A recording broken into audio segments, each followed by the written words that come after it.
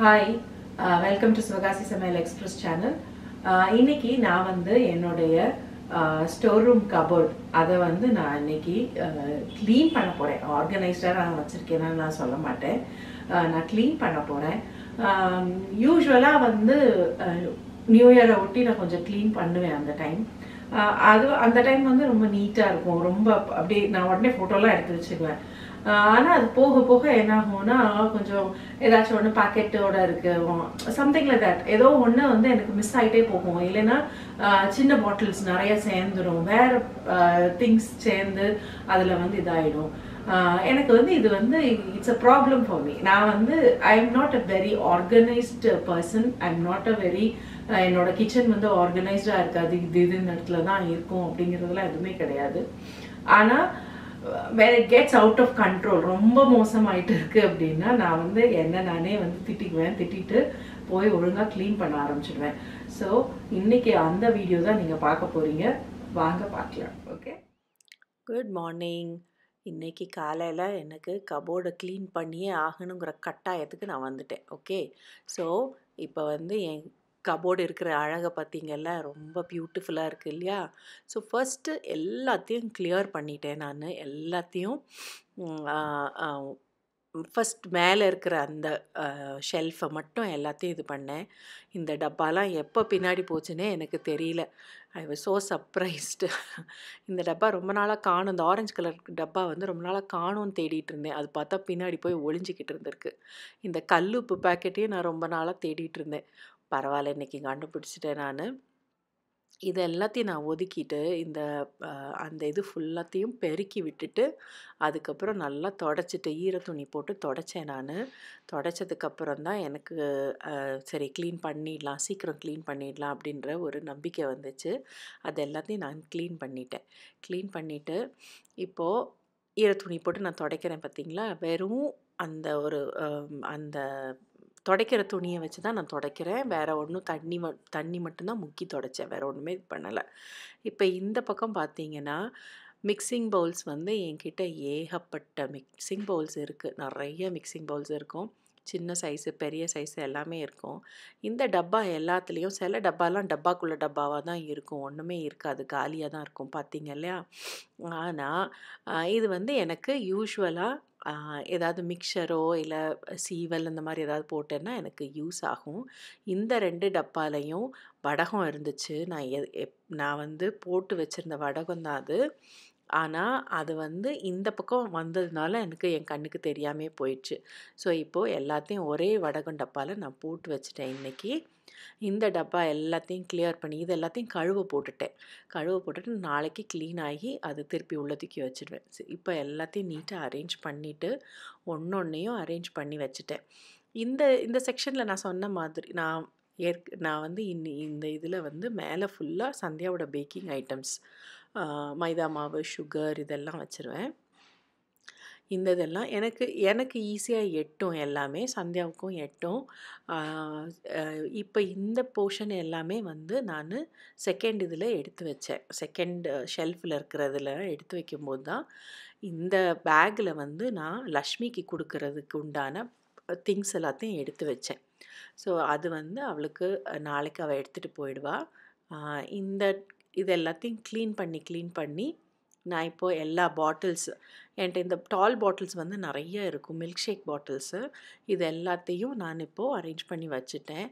இந்த பழைய பாட்டில்ஸ் எல்லாமே எப்போயாச்சும் நமக்கு கண்டிப்பாக யூஸ் ஆகும். ஒன்றா ஜாம் போடுறதுக்கு, இல்லைன்னா ஊறுகாய் போடும்போது, இல்லைன்னா ஏதாச்சும் இது இட்லி பொடி இந்த மாதிரி ஏதாவது பண்ணோன்னா எனக்கு யூஸ் ஆகும். ஸோ அதனால் அதெல்லாம் எடுத்து வச்சுட்டேன்.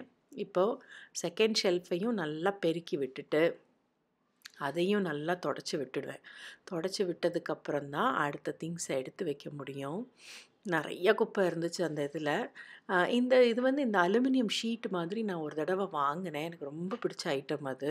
ஸோ அதனால் அப்படியே கொண்டு போய் குப்பையில் தட்டிட்டு நீட்டாக அதை தொடச்சிட்டு வச்சிடலாம், நீட்டாக இருக்கும் அது.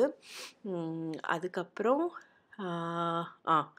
இப்போ வந்து எல்லா அந்த பாட்டிலில் திங்ஸ் எல்லாத்தையும் எடுத்து வைக்க வேண்டியது எல்லாத்தையும் எடுத்து வச்சுட்டு, இந்த இதில் என்னெல்லாம் இருக்குங்கிறது எல்லாத்தையும் பார்த்து ஒதுக்கி வச்சுட்டு, ஏன்னா எனக்கு எது எது இருக்குங்கிறதே எனக்கு ஞாபகம் இருக்காது சம்டைம்ஸு. ஸோ அதனால் நான் இது எல்லாத்தையும் எடுத்து வச்சுட்டேன். இப்போது இந்த திங்ஸ் எல்லாத்தையும் ரீஅரேஞ்ச் பண்ணிவிட்டு, இப்போ இந்த இதில் தான் புளி இருந்தது ஆக்சுவலாக. பட் நான் வந்து இப்போது இன்னொரு டின் டப்பாவில் வந்து மாற்றி வச்சுட்டேன். ஸோ அதனால் அதுவும் எடுத்து ரீஅரேஞ்ச் பண்ணிவிட்டு எல்லா பாட்டில்ஸையும் கரெக்டாக ஷஃபில் பண்ணாமல் நீட்டாக வச்சுட்டேன் நான். வத்தல் டப்பா, இது வந்து இன்னொரு சின்ன எண்ணெய் கேனு, இது எல்லாமே இந்த சேமியா, ஜவ்வரிசி இதெல்லாம் இருக்கிற அந்த இது. இப்போ இந்த பாட்டில்ஸ் எல்லாத்தையும் ரீஅரேஞ்ச் பண்ணிவிட்டு அதுக்கப்புறம் தான் அடுத்த வேலை பண்ணணும். கீழே இருக்கிற இது எல்லாத்தையும் இது பண்ணணும். இந்த பக்கம் இருக்கிறதெல்லாம் கோதுமை மாவு அந்த இதெல்லாம் எடுத்து வச்சுட்டு, இப்போ பாட்டில்ஸில் இருக்கிறது எல்லாத்தையும் எடுத்து வச்சிட்ருக்கேன். பாட்டில்ஸில் வந்து என்கிட்ட இருக்கிறது எல்லாமே வந்து பருப்பு அதெல்லாம் தான் இருக்கும். ஸோ அதெல்லாத்தையும் நான் நீட்டாக எடுத்து எல்லா பருப்புமே இருக்கும். உளுந்தம்பருப்பு, துவரம்பருப்பு எல்லாமே ஒவ்வொரு பாட்டிலில் இருக்கும். ஸோ அதனால் நீட்டாக வச்சுருவேன். எக்ஸ்ட்ரா எப்போயுமே எண்ணெய் பாக்கெட் இருக்கும் என்கிட்ட. இந்த டப்பாவில் தான் நாட்டு சர்க்கரை வச்சுருந்தேன். எனக்கு வந்து அந்த டப்பா வந்து இடத்த அடைச்சிக்கிட்டு இருந்தது. ஸோ அதனால் இன்னொரு பாட்டில் வந்து ஃப்ரீயாக இருந்தது. அந்த பாட்டிலில் வந்து கொட்டுறேன்னு சொல்லிட்டு கீழேயும் கொட்டிகிட்டு இருந்தேன் கொஞ்சம். அதை எல்லாத்தையும் திருப்பி எடுத்து மேலே உள்ளே போட்டுட்டு அதையும் கீழே விழுந்ததையும் க்ளீன் பண்ணிவிட்டு, எப்பயுமே நமக்கு எக்ஸ்ட்ரா வேலை ரொம்ப பிடிக்கும் இல்லையா நமக்கு, அதை பார்த்திங்களா க்ளீன் பண்ணிகிட்ருக்கேன். ஸோ இந்த மாதிரி எல்லாத்தையும் நான் க்ளீன் பண்ணிட்டு தான் அடுத்த வேலையை நான் பண்ணவே முடியும். இந்த மாதிரி சில நேரம் வந்து ஒரு பாக்கெட்டில் இருக்கிறத இன்னொரு டப்பாவில் வந்து நான் தூக்கி போட்டுடுவேன். அதுக்கப்புறம் இன்னொரு நார்மல் ரெகுலர் பாட்டில் இருக்குங்கிறது எனக்கு மறந்துடும். அந்த இதெல்லாம் இப்போ இந்த மாதிரி க்ளீன் பண்ணும்போது தான் எனக்கு ஞாபகம் இருக்கும். இது எல்லாத்தையும் எடுத்து வச்சாச்சு. இப்போது எஸ், இந்த ஷீட்ஸ் இந்த டப்பா எல்லாத்தையும் எடுத்து வச்சுட்டு இப்போ அடுத்த செக்ஷனுக்கு வந்துட்டேன். இந்த அடுத்த செக்ஷனில் பார்த்திங்கன்னா, எதுக்கு இப்படி முறைக்கிறேன்னு எனக்கே தெரியலையே. ஓ இல்லை பின்னாடி வீட்டுக்காரங்க வந்து எட்டி பார்த்தாங்க. அதனால ஐயோ நம்மளை பார்க்குறாங்களே அப்படின்னு சொல்லிட்டு சிரிக்கவும் முடியல, இது பண்ணவும் முடியல, பார்த்துட்டு இருந்தேன். சுகர் வந்து எக்ஸ்ட்ரா சுகர் எப்பயுமே எங்கள் வீட்டில் நிறைய சுகர் இருக்கும். சந்தியாவுக்கு வந்து எப்போனாலும் பேக்கிங் ஆர்டர் வருங்கிறதுனால எப்போயுமே சுகர் இருக்கும். அது இந்த மாதிரி கவரில் இருந்துச்சுன்னா அதையும் இப்படி இந்த மாதிரி பாட்டிலில் போட்டு, இன்றைக்கி தான் பாட்டிலில் போட்டு 2 டப்பாவில் இருக்குது சுகர். அதை போக இன்னொரு பாட்டிலில் இன்றைக்கி போட்டு வச்சுருக்கேன். இது இன்னொரு வடகம். இந்த வடகமும் இன்றைக்கி பாட்டிலில் போட்டு ரெடியாக வச்சாச்சு. ஸோ எல்லா வடகமும் இப்போ எங்கெங்கே இருக்குங்கிறத நான் பார்த்து வச்சுட்டேன். ஸோ இதை வச்சு தான் இனி அடுத்து ஓட்டணும். நான் கண்டிப்பாக ஓட்டணும்.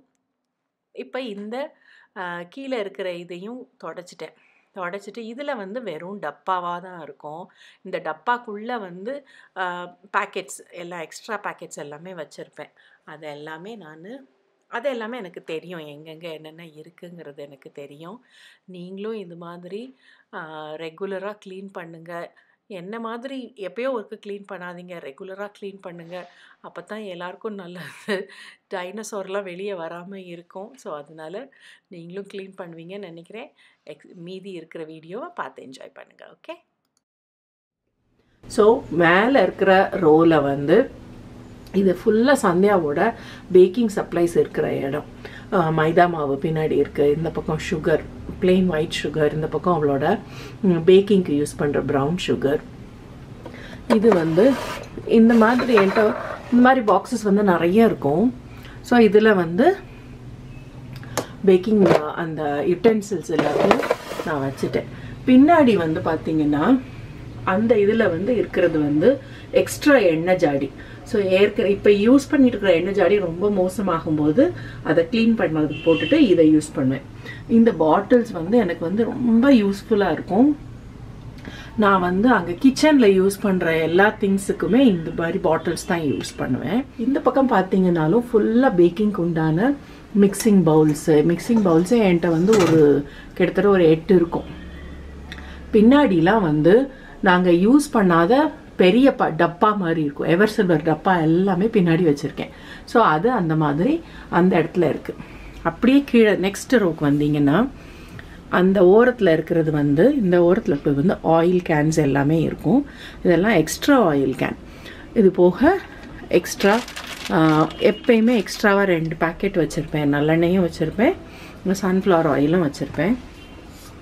இது மாதிரி இந்த பக்கம் இருக்கிறதும் இந்த இது எல்லாத்தையுமே எவர் சில்வர் டப்பாவில் எல்லாமே பருப்பு அந்த இதெல்லாம் எக்ஸ்ட்ரா பேக்கெட்ஸ் எல்லாமே உள்ளே வச்சுருக்கேன். ஸோ இதெல்லாம் தேவையில்லாத பாட்டில்ஸ், ஆனால் எப்போயாச்சும் எனக்கு யூஸ் ஆகும்.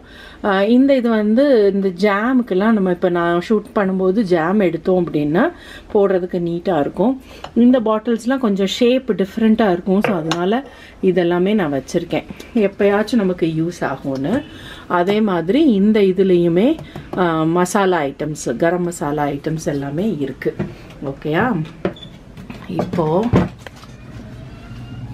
இந்த இதில் பார்த்தீங்கன்னா எனக்கு வந்து ஒரு ரொம்ப மோசமான பழக்கம் என்னென்னா, இந்த மாதிரி எவர் சில்வர் பாத்திரம் எல்லாத்துலேயும் என்ன வச்சுருக்கேங்கிறது நான் மறந்துடுவேன். ஸோ இது ஆனால் ரெகுலராக யூஸ் பண்ணுறது வந்து இது வந்து கோதுமை மாவு, இதில் வந்து இது இருக்கும், வடகம் அதெல்லாம் இருக்கும். அதே மாதிரி இந்த இதில் வத்தல் இருக்கும். மற்றபடி இது எல்லாமே நான் கண்ணாடி ஜாரில் தான் போட்டு வச்சுருப்பேன். அப்போ தான் எனக்கு இது இருக்குது இது இல்லைங்கிறது எனக்கு தெரிய வரும். ஸோ இது வந்து இப்போ எனக்கு தெரியும், உளுந்து வந்து கம்மியாக தான் இருக்குது அப்படிங்கிறது தெரியும். ஸோ அதனால் நான் வந்து எப்பயுமே கண்ணாடி ஜாரில் தான் நான் போட்டு வைப்பேன். ஸோ இது வந்து இந்த ஜீரக சம்பா அரிசி, இது வந்து பாஸ்மதி ரைஸ். ஓகே, இது வந்து ரெண்டும் பிரியாணிக்கு யூஸ் பண்ணுற மாதிரி ரைஸ். பாஸ்மதி ரைஸ் வந்து பாஸ்மதி ரைஸும் சரி பிரியாணி அரிசியும் சரி நான் யூஸ்வலாக நான் வந்து எனக்கு தேவைன்னா தான் வாங்கி வைப்பேன். I will not buy in bulk and keep. ஏன்னா எனக்கு எப்படியும் ஏன்னா பச்சரிசி சீக்கிரம் பூச்சி வைக்கும். ஸோ அதனால் தேவை, இன்றைக்கி நம்ம நாளைக்கு பிரியாணி பண்ண போகிறேன்னா நான் வாங்கிட்டு வர்ற மாதிரி இருக்கும். அதில் எக்ஸ்ட்ரா இருந்ததுன்னா இருக்கும். அதே மாதிரி இது ஃபுல்லாக மற்ற திங்ஸ் எல்லாமே, இந்த சேமியா இது எல்லாமே இந்த மாதிரி பாட்டில்ஸ் எல்லாமே பருப்பு தான் வச்சுருப்பேன். இது துவரம் பருப்பு, அது கடலைப்பருப்பு, இது வந்து உளுந்து, இது வந்து நாட்டு சர்க்கரை. நாட்டு சர்க்கரை வந்து இப்போ வேறு ஒரு பாட்டிலில் இருந்தது, எனக்கு அதை இடத்த அடைச்சிட்டு இருந்தது, அதனால் நான் இந்த பாட்டிலே போட்டு வச்சுட்டேன். அதே மாதிரி இது வந்து ஒயிட் சுகர். அதே மாதிரி இது அரைப்பருப்பு. சரியா? இது மாதிரி எல்லா பருப்பும் இந்த மாதிரி கண்ணாடி ஜாரில் போட்டு வச்சுருக்கேன். இந்த இதில் அரிசி அந்த ஐட்டம் எல்லாம் இருக்கும். இந்த இடத்துலையும் இன்னொரு அரிசி ட்ரம் வரும், எனக்கு ஒரு குட்டி இது வரும். நான் இப்போதைக்கு இதில் வச்சுருக்கேன் இந்த இடத்துல. அது போக அந்த பக்கம் இருக்கிறது எல்லாமே எங்களுடைய க்ளீனிங் ஐட்டம்ஸ் இது தான் இருக்கும்.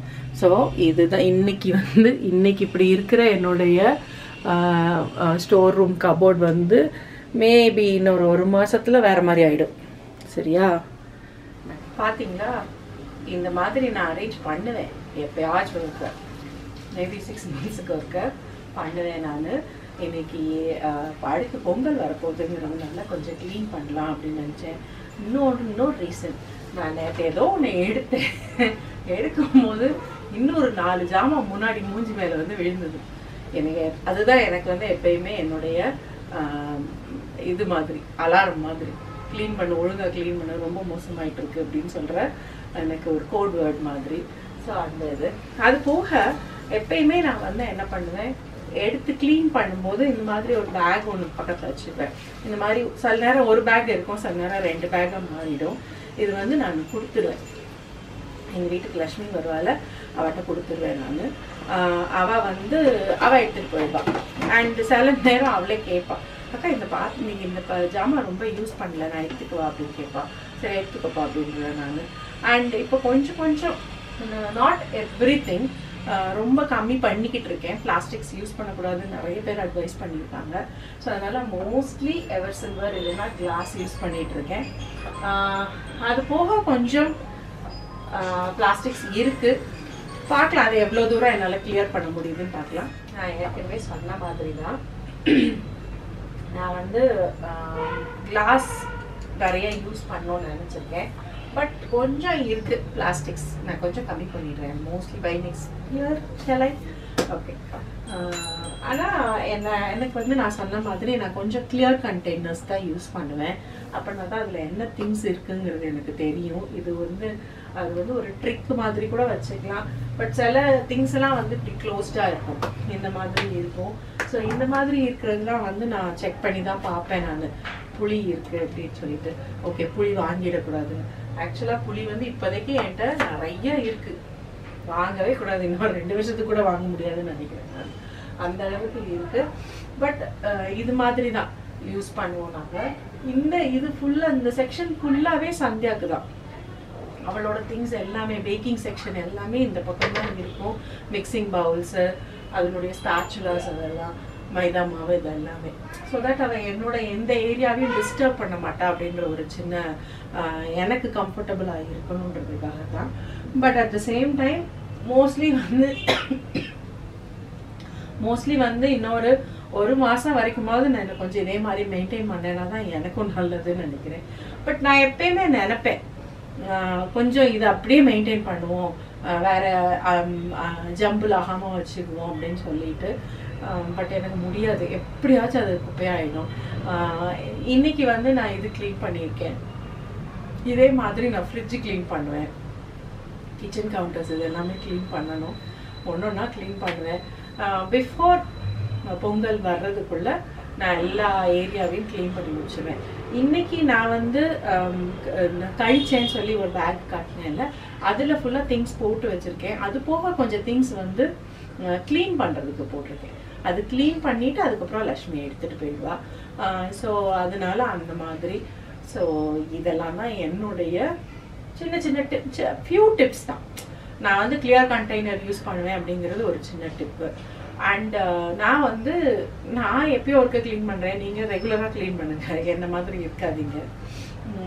ஆனால் கம்ப்ளீட்டாக க்ளீன் பண்ணும்போது ஃபுல்லாக தூசி தட்டி எல்லாமே இது பண்ணிவிட்டு ஈர துணி போட்டு நான் தொடச்சிடுவேன். வேறு ஸ்பெஷலாக வந்து இதுக்கு வந்து ஏன்னா என்னோடது வந்து இந்த கல் வந்து கிரானைட் கல் தான்.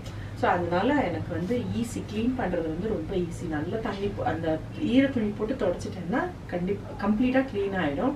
ஸோ அதனால் நான் அந்த மாதிரி பண்ணுவேன்.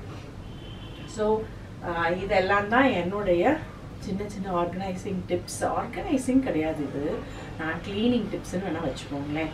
நான் எனக்கு எப்படி கம்ஃபர்டபுளாக இருக்கோ அது மாதிரி வச்சுருக்கேன். நீங்கள் உங்களுக்கு எப்படி கம்ஃபர்டபுளாக இருக்கோ அது மாதிரி வச்சுருங்க. ஆனால் தயவுசெய்து இப்போத்துலேருந்து க்ளீனிங் ஆரம்பிச்சிடுங்க. அப்போ தான் போகிக்கு முன்னாடி கண்டிப்பாக க்ளீனிங் பண்ணி முடிஞ்சிடும் நமக்கு. அதுக்கப்புறம் பொங்கலுக்கு வந்து நீட்டாக புதுசாக இருக்கும், எல்லாமே நம்ம ஹாப்பியாக கொண்டாடலாம். இந்த வீடியோ உங்களுக்கு பிடிச்சிருக்கும்னு நினைக்கிறேன். பிடிச்சிருந்ததுன்னா கண்டிப்பாக லைக் பண்ணுங்கள், ஷேர் பண்ணுங்கள், நம்ம சேனலுக்கு சப்ஸ்கிரைப் பண்ணுங்கள். இன்னும் வேறு வீடியோஸோடு நான் உங்களை மீட் பண்ணுறேன். ஓகே, பாய்.